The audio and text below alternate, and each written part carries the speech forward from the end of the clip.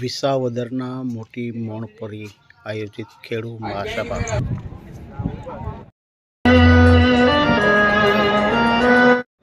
આપણી વચ્ચે જે 2016 થી લડાઈ લડી રહ્યા છે ઇકોઝોનની, તેવા પ્રવીણભાઈ રામ પણ સરદાર સાહેબની પ્રતિમાને હાથ તોરા કરવા માટે જઈ રહ્યા છે. તેમજ તેમની સાથે લાખો યુવા દિલોની ધડકન અને જેમણે કાયદો શું છે, કાયદાનું જ્ઞાન જેણે પૂરું પાડ્યું છે, એવા આમ આદમી પાર્ટીના રાષ્ટ્રીય નેતા ગોપાલભાઈ ઇટાલિયા પણ ઉપસ્થિત થઈ ગયા છે. ત્યારે આ બંને આ કેન્દ્રની ભ્રષ્ટાચારી સરમુખત્યારશાહી ભારતીય જનતા પાર્ટીની સરકાર દ્વારા જે આપણા 196 ગામના વિસ્તારની અંદર જે ઇકોઝોન નામનો કાળો કાયદો લાવવામાં જઈ રહી છે, ત્યારે આપણે સૌએ સાથે મળીને તાલુકે વિશાળ સંખ્યામાં સંમેલનો બોલાવ્યા, રેલીઓ કાઢી, તંત્રને આવેદનપત્રો આપ્યા અને ઓનલાઈન જે વિરોધ અરજીઓ કરવાની હતી એ આપણને જેટલી આવડતી હતી એટલા આપણે બધાએ કરી. છતાં પણ હજુ સુધી આ કુંભકર્ણી રૂપી અહમમાં જે રાજે છે, અભિમાન જેનું સાતમે આસમાને છે, એવી આ ભારતીય જનતા પાર્ટી હજી આ ઇકોઝોન મુદ્દે આપણા 196 ગામના પરિવારોના ભોગે એમના મુદ્દે હજી એક સોનાને આપજો, બોરડાને આપજો, બાબડાને આપજો, પણ આ કમળ ગઠ્ઠાઓને નહીં આપતા ત્યાં સુધી આને ભાન નહીં આવે. કારણ કે આ પેજ પ્રમુખો, પકડ પ્રમુખો, પાના પ્રમુખો જે થઈ ગયા છે, નીકળી પડ્યા છે ને, એને પણ ભાન આવવું જોઈએ કે અમારે પહેલા આ કાળો કાયદો નાબૂદ કરાવવો પડશે. અને આવું જો આપણે વ્રત લેશું ને, આવું આપણે જો નક્કી કરશું ને, તો આપણા ગામનો પેજ પ્રમુખ હશે, તાલુકા પ્રમુખ હશે, તાલુકા પંચાયતનો સભ્ય હશે, જે તે હશે, એને રેલો આવશે, એ ઉપર એમ કે ભાઈ મારા ગામમાં, મારા વિસ્તારમાં જઈ શકાય એમ નથી, કારણ કે આ કાળો કાયદો આપણે લાવ્યા છે. એટલે આ કાળો કાયદો લાવનાર આ લોકો છે અને એની સામે આપણે તમામ પ્રકારની લડાઈઓ કરવાની છે. અને આવડી આ લડાઈ મેં કીધું તો ઘેરે બેઠા બેઠા થઈ હે કેમ છે. એટલે સૌ કોઈ નક્કી કરી કે આપણે ઇકોઝોન હટાવવો છે ને હટાવવો છે. માં જે કાંઈ કરવું પડે એ આપણે કરશું. આપણે ફાંસીએ તો નથી ચડવાનું, પણ આ લોકોને ચડાવી દેવા પડે તો આપણે પાછું વળવાનું જોવાનું નથી. જય જવાન, ભારત માતા કી જય. વિશેષમાં કારણ કે ખેતી, ખેડૂત અને ગામડું, આ ત્રણ એ ભારતની આન બાન અને શાન છે. જો આ દેશ કૃષિ પ્રધાન છે, આ દેશનો વિકાસ કરવો હોય તો ખેતી, ખેડૂત અને ગામડું બચાવવું પડે. નહીં કે એના ભોગે, નહીં કે ઇકો સેન્સિટિવ ઝોન લાગી કરી અને તમે આ દેશનો ઉદ્ધાર કરી શકશો. જો આ દેશનો ઉદ્ધાર કરવો હોય તો આ ત્રણ વસ્તુ બચાવી શકીએ. તો આવી સરકાર જ્યારે કેન્દ્રમાં બેઠી છે, ત્યારે એ સરકારને હું અમુક પ્રશ્ન પૂછવા માંગુ છું. ઇકો સેન્સિટિવ ઝોન ગીર વિસ્તારના આજુબાજુના 196 ગામમાં લાગુ કરવામાં આવ્યો, પરંતુ ઇકો સેન્સિટિવ ઝોનનો મૂળ પાયો 389 ગામ છે. અત્યારે તો આ ટ્રાયલ બેઝ ઉપર 196 ગામમાં લાગુ કરવાની વાત કરી છે. શું કામ? કારણ કે જો એક સાથે થાય ને આંદોલન મોટું થાય તો એમને કદાચ કાયદા પાછા ખેંચવા પડે, એટલે ધીમું ઝેર આપવા માંગે છે. પરંતુ આ 196 ગામનો જે સમાવેશ થયો છે, તમારા જેવા ખેડૂતોના, નિષ્ઠાવાન ખેડૂતોની જે આ લડાઈ છે, આ જોઈ અને અત્યારે સરકાર નિર્ણય નથી લઈ શકતી. એમની મુદ્દત પૂરી થઈ અને આજે 40 દિવસ ઉપરનો સમય થયો, પરંતુ હજી સુધી ઇકો સેન્સિટિવ ઝોનનો કઈ નિર્ણય લઈ શકી નથી. શું કામ? કારણ કે તમારી મારી આ તાકાત છે, એટલા માટે આ નિર્ણય નથી લઈ શકી. તમે હું બધા ખેડૂતના દીકરા છીએ અને ખેડૂતો માટે લડવા નીકળ્યા છીએ. ત્યારે ખેતી વિશે હું થોડી વાત કરીશ કે જ્યારે ખેડૂતોનો પાક તૈયાર થઈ જાય, હમણાં જેમ ભરતભાઈએ વાત કરી એમ કે ડુંગળીના ભાવ અઠવાડિયા પહેલા 900 રૂપિયાની આસપાસ હતા. સરકારને ખબર પડી કે ખેડૂતોનો પાક તૈયાર થયો છે. પાક તૈયાર થઈ જાય એટલે ખેડૂતોને પૂરતો પોષણક્ષમ ભાવ આપવામાં નથી આવતો. સ્વામીનાથનનો રિપોર્ટ કેટલો ટાઈમ પહેલા આવી ગયો છે. એ રિપોર્ટ મુજબ MSP આપો અમને. પંજાબમાં ખેડૂતો વર્ષ દિવસ ત્યાં આંદોલન કરે છે, પરંતુ નહીં, MSP મુદ્દે અત્યાર સુધી આ સરકાર નથી બોલી. ખેડૂતોને MSP આપો, અમારે તમારી સહાયની જરૂર નથી, અમે અમારું મહેનતનું માંગીએ છીએ, પરંતુ નહીં, એ મુદ્દે નહીં બોલે. જ્યારે ખેડૂતને વાવેતરનો સમય થાય તો કે અમારી પાસે ડીએપી ખાતર નથી, પાયાના ખાતરની તંગી હોય, ખેડૂત મારો રાત્રે પાણી વાળવા જાય અને સવારમાં 4 વાગે ખેડૂત ખાતરની લાઈનમાં ઊભો રહે છે. આ રીતે તમારે ખેડૂતોને હેરાન કરવાના છે. તમે કઈ રીતે કહી શકો કે આ દેશ કૃષિ પ્રધાન છે? ખેડૂતો માટે આ છેલ્લી 10 વર્ષની આ ભાજપની સરકારે એક પણ સારો નિર્ણય લીધો હોય તો તમે મને વાત કરો. અને આ તો જાહેરમાં ન કહેવું જોઈએ, પણ છતાં તમામ ખેડૂતો આજે અહીંયા હાજર, કારણ કે ખેતી, ખેડૂત અને ગામડું આ ત્રણ એ ભારતની આન બાન અને શાન છે. જો આ દેશ કૃષિ પ્રધાન છે, આ દેશનો વિકાસ કરવો હોય તો ખેતી, ખેડૂત અને ગામડું બચાવવું પડે. નહીં કે એના ભોગે, નહીં કે ઇકો સેન્સિટિવ ઝોન લાગી કરી અને તમે આ દેશનો ઉદ્ધાર કરી શકશો. જો આ દેશનો ઉદ્ધાર કરવો હોય તો આ ત્રણ વસ્તુ બચાવી શકીએ. તો આવી સરકાર જ્યારે કેન્દ્રમાં બેઠી છે ત્યારે એ સરકારને હું અમુક પ્રશ્ન પૂછવા માંગુ છું. ઇકો સેન્સિટિવ ઝોન ગીર વિસ્તારના આજુબાજુના 196 ગામમાં લાગુ કરવામાં આવ્યો, પરંતુ ઇકો સેન્સિટિવ ઝોનનો મૂળ પાયો 389 ગામ છે. અત્યારે તો આ ટ્રાયલ બેઝ ઉપર 196 ગામમાં લાગુ કરવાની વાત કરી છે. શું કામ? કારણ કે જો એક સાથે થાય ને આંદોલન મોટું થાય તો એમને કદાચ કાયદા પાછા ખેંચવા પડે, એટલે ધીમું ધીમું ઝેર આપવા માંગે છે. પરંતુ આ 196 ગામનો જે સમાવેશ થયો છે, તમારા જેવા ખેડૂતોના, નિષ્ઠાવાન ખેડૂતોની જે આ લડાઈ છે, આ જોઈ અને અત્યારે સરકાર નિર્ણય નથી લઈ શકતી. એમની મુદ્દત પૂરી થઈ અને આજે 40 દિવસ ઉપરનો સમય થયો, પરંતુ હજી સુધી ઇકો સેન્સિટિવ ઝોનનો કઈ નિર્ણય લઈ શકી નથી. શું કામ? કારણ કે તમારી મારી આ તાકાત છે, એટલા માટે આ નિર્ણય નથી લઈ શકી. તમે હું બધા ખેડૂતના દીકરા છીએ અને ખેડૂતો માટે લડવા નીકળ્યા છીએ, ત્યારે ખેતી વિશે હું થોડી વાત કરીશ.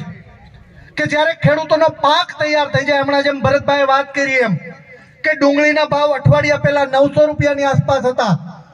સરકારને ખબર પડી કે ખેડૂતોનો પાક તૈયાર થયો છે. પાક તૈયાર થઈ જાય એટલે ખેડૂતોને પૂરતો પોષણક્ષમ ભાવ આપવામાં નથી આવતો. સ્વામીનાથનનો રિપોર્ટ કેટલો ટાઈમ પહેલા આવી ગયો છે. એ રિપોર્ટ મુજબ એમએસપી આપો અમને. પંજાબમાં ખેડૂતો વર્ષ દિવસથી આંદોલન કરે છે, પરંતુ નહીં, એમએસપી મુદ્દે અત્યાર સુધી આ સરકાર નથી બોલી. ખેડૂતોને એમએસપી આપો, અમારે તમારી સહાયની જરૂર નથી, અમે અમારું મહેનતનું માંગીએ છીએ, પરંતુ નહીં, એ મુદ્દે નહીં બોલે. જ્યારે ખેડૂતને વાવેતરનો સમય થાય તો કે અમારી પાસે ડીએપી ખાતર નથી, પાયાના ખાતરની તંગી હોય, ખેડૂત મારો રાત્રે પાણી વાળવા જાય અને સવારમાં 4 વાગે ખેડૂત ખાતરની લાઈનમાં ઊભો રહે છે. આ રીતે તમારે ખેડૂતોને હેરાન કરવાના છે. તમે કઈ રીતે કહી શકો કે આ દેશ કૃષિ પ્રધાન છે? ખેડૂતો માટે આ છેલ્લી 10 વર્ષની આ ભાજપની સરકારે એક પણ સારો નિર્ણય લીધો હોય તો તમે મને વાત કરો. અને આ તો જાહેરમાં ન કહેવું જોઈએ, પણ છતાં તમામ ખેડૂતો આજે અહીંયા હાજર કરીએ, વાત સંસ્કૃતિ ઉપર કરીએ. ઇકોઝોન લાગ્યો અને તમારું ને મારું ખેતર ક્યાંક ને ક્યાંક બાનમાં આવી ગયું અને એના લીધે આપને પેટમાં તેલ રેડાણું, અને એટલા માટે આજે મોટી મોણ પરી સરદાર ચોકમાં તમે અને હું મળ્યા છીએ. એટલાથી વાત પતી નથી જતી, એ મારા શબ્દો યાદ રાખીને ઘરે જજો. તમે અને મેં રામાયણ વાંચ્યું છે, તમે અને મેં ગીતાજી વાંચ્યું છે, તમે અને મેં સરદારના વિચારો વાંચ્યા છે, અને એ વાંચનને અમલવારી કરવા માટે આ લોકોએ આપને મજબૂર કર્યા છે. અને તાકાતથી એ લોકોને બતાવવું છે કે ખેડૂત, કિસાન એ 500 વર્ષ પહેલા પણ બાપ હતો, આજે પણ બાપ છે અને હજારો વર્ષ પછી પણ બાપ રહેશે. તમારે હરી કરવી હોય તો રિલાયન્સ ની કરો, તમારે હરી કરવી હોય તો અદાણી કરો, તમારે હરી કરવી હોય તો તમારા બાપની કરો, પણ ખેડૂતની હરી સહન નહીં કરીએ અને નહીં કરીએ. અને એ તબક્કે જે 2016 થી 2016 થી ને પ્રવીણભાઈ, 2016 થી ઇકોઝોન માટે જે લડતા આવે છે એવા પ્રવીણભાઈ, ખેડૂતોને આગાહીકાર એવા પરેશ બાપુ ગોસ્વામી, ડોક્ટર સાહેબ હરેશભાઈ, અને સરદારને એને સીધું લાગુ પડે છે એવા ગોપાલભાઈ ઇટાલિયા, રાજુભાઈ બોરખતરિયા, ઘણા બધા કોંગ્રેસના ભાઈઓ છે, આમ આદમી પાર્ટીના ભાઈઓ છે, બીજેપીના એમને ભાઈને, મારા મિત્રને આગળ જવાનું હતું, એને પણ હાજરી આપી, એનો પણ આભાર.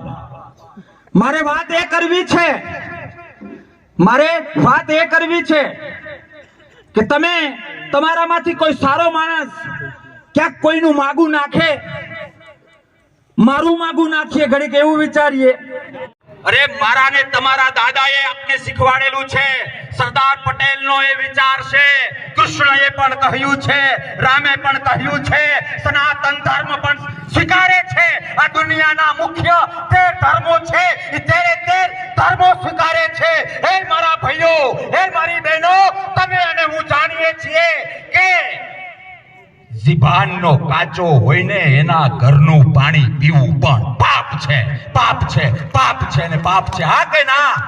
આ મારું નથી. આપણે જે ગીર પંથકની અંદર જે પાણી પીને મોટા ના પીવું, પાણી પણ ના પીવું અને પાણી પણ ના પીવું. બીજેપીના કોઈ મિત્રો અહીંયા બેઠા હોય કે જે ખેડૂતોને પ્રેમ ન કરતા હોય, એ કાન ખોલીને સાંભળી લે.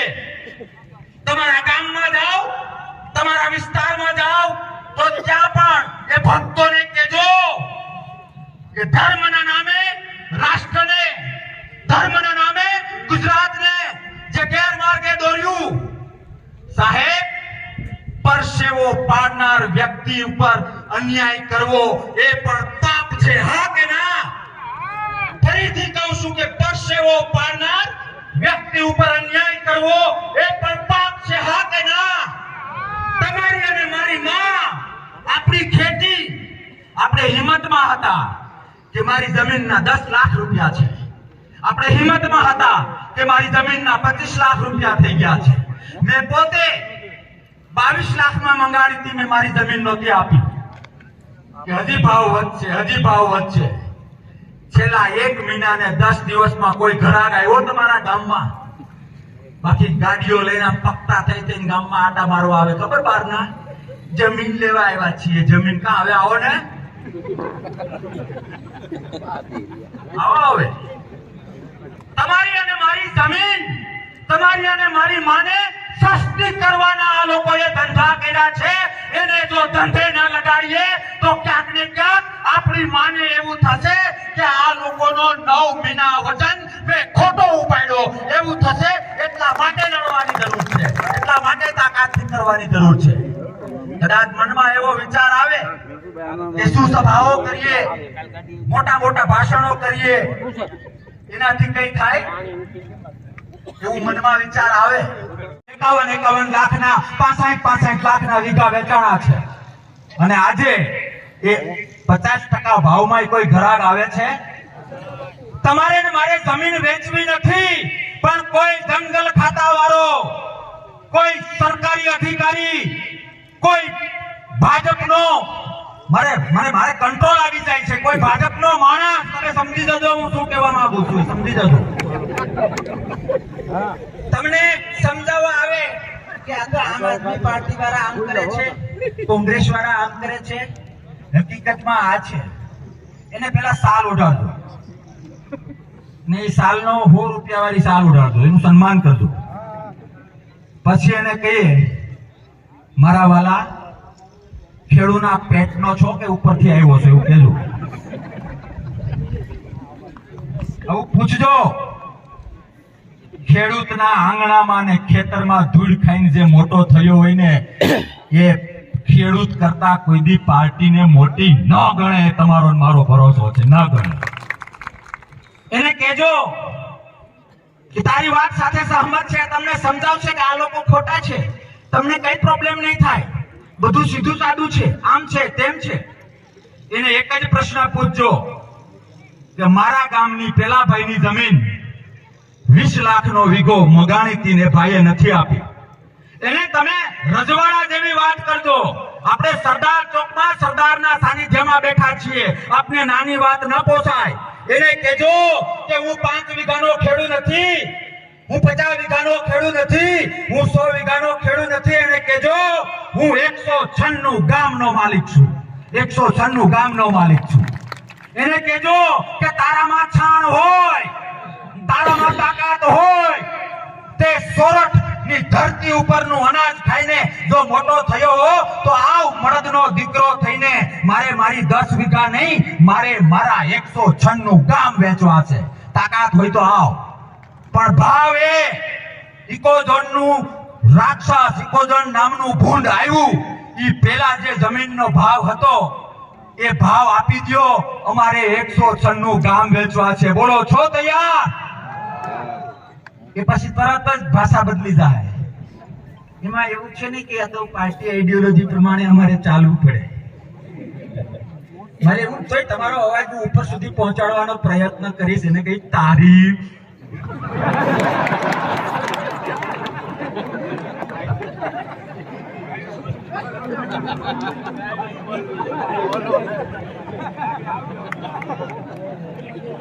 ખાલી જગ્યા પૂરતો હોમાંથી હોમ માર્ક આવવા દો.